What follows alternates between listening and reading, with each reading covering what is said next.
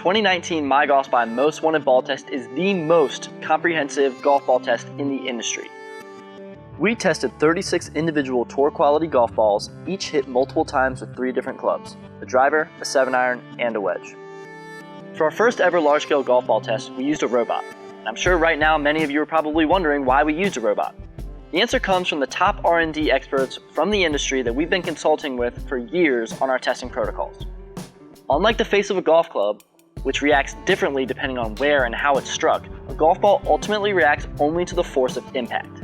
That being said, we had to use a robot to make sure that we got consistent impact numbers from ball to ball.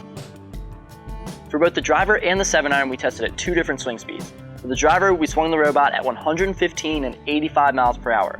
For the 7-iron, we dialed that back to what the equivalent of someone swinging a driver at 115 and 85 miles per hour would swing with a 7-iron.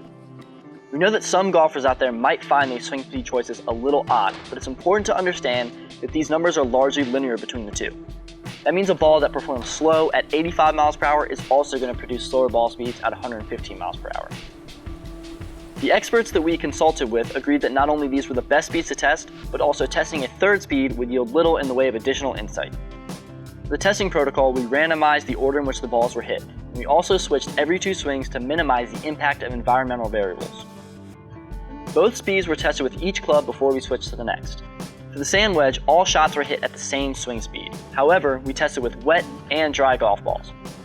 Preliminary research indicates the balls perform differently when wet as opposed to dry off a wedge, with noticeable changes in ball spin and launch angle during our testing. Data was captured using a TrackMan 4 launch monitor system over the course of 3 days. At the conclusion of the test, the data was then aggregated and checked for missing or anomalous results. Lastly, we were able to complete some compression testing after the test. It's important to note that there's no standardization between golf equipment manufacturers when it comes to compression testing. Our results may differ from what you get from the manufacturers.